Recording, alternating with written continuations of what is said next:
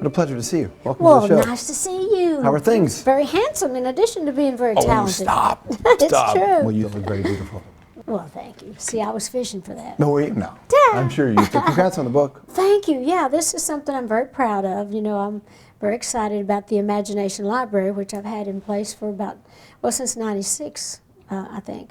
And that's where we give books to children from the time they're born, once a month till they start school, so they can learn to love books. So in addition to this being a fun book for people to read, hopefully, all the money is going to go to the Imagination Library. So imagine this throughout your entire career, all the things you've been a part of, to a whole group of people, you're only going to be known as the book lady. My dad just loved it when the kids called me the book lady. Well, you write in the book this story about right near the end of his life, him telling you that he's proud of you, and he kind of surprised you as to what he was the most proud of, and it was that. His whole thing was just to say how proud he was of this program and how much he knew it must mean to a lot of people. It just always troubled him that he couldn't read and write, and that's why he passed away several years ago, but I wanted to dedicate this book to him. I'm just watching my mom go through it with passing her mom, and I try to wonder, you're positive, you get up every day, you have your thing. Yeah. It's harder sometimes, though. Yeah. Do you have stuff in place? Do you have a way to get through it, the downsides? Oh, sure. The same way I get through everything. I'm very spiritual. I draw on my spirituality. I pray every day. I believe that there's a God. I believe that there's only one God, and we're all just trying to get to him in different ways, and yet we think we have to kill each other, trying to get to our God, like he just belongs to one group of people. He belongs to everybody. But yeah, I always pray about everything, and I ask God for strength and for tolerance and understanding to deal with all the things that I do have to deal with. Understanding seems to be the one thing that people need to work more on. All over this whole wide world, certainly.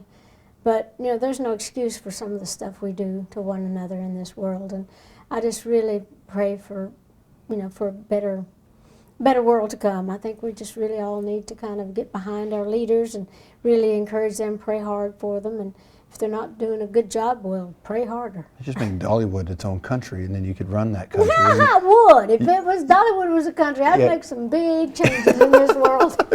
No, I bet you absolutely could. Yeah.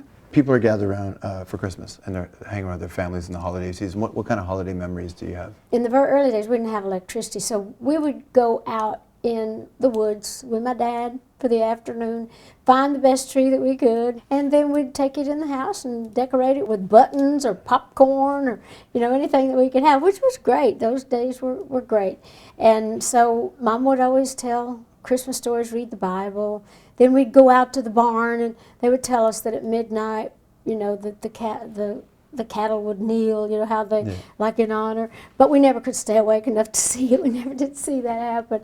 But we always had a little something. It was great for us. It's togetherness, right? Yeah. I have a clip to show you. It's just pretty beautiful.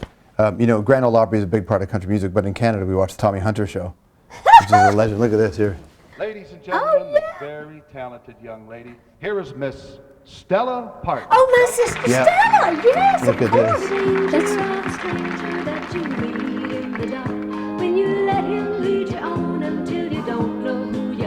Oh, look how pretty she looks. He's made off with your heart.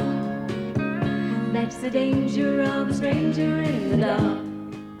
Great voice. That's great. Yeah, she writes great songs too, and all of my family are very talented. As you get older, do you get more sentimental and more nostalgic about that sort of stuff? Yes, I do. It is funny how when I used to, when I was younger, I would watch some of my older aunts and Mom and Daddy, different ones, like kind of cry at the drop of a hat, just get all emotional. I think, oh, they're just getting old. Yeah. And I'm the same way. I just get, I'll be just like I almost cried then when you just showed Stella, because it's like family, it's like home. What's really interesting about you is, especially in this book, you make lots of jokes, and a lot of the jokes are at your own expense. I'd rather do it myself than have them joke about me. Because there's this idea of being like you are, you feel like you're this authentic, true version of yourself, but then there's this persona.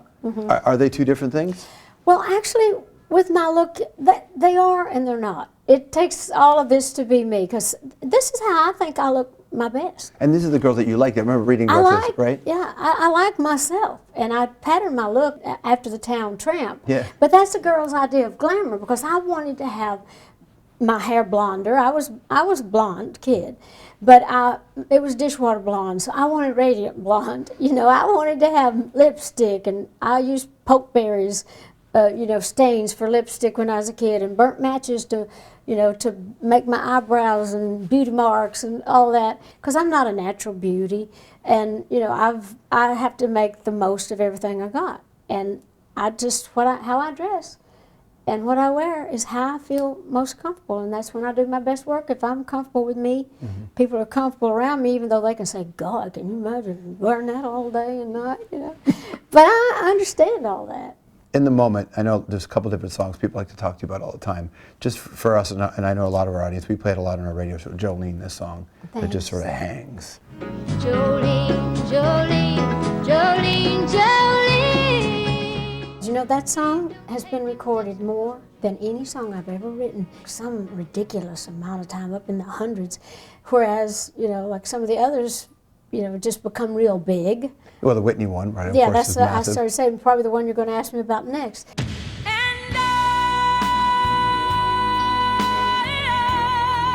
But I love it when anybody sings my songs. Of course, Whitney just took that one and blew it up. Drive and determination can be such a wonderful thing on a path to success, but everything is a double-edged sword. What's been the downside of having so much drive? Well, I think I wrote a song a few years back that was in my last album. It's called Sacrifice. And I think, you know, it starts out with I've sacrificed time with family and friends. I've gave up vacations for work without end, 24/7, 365. But I was willing to make the sacrifice because I was going to be rich no matter how much it cost, and I was going to win no matter how much I lost. So it was like, but all through the years, the key thing, I kept my eye on the prize.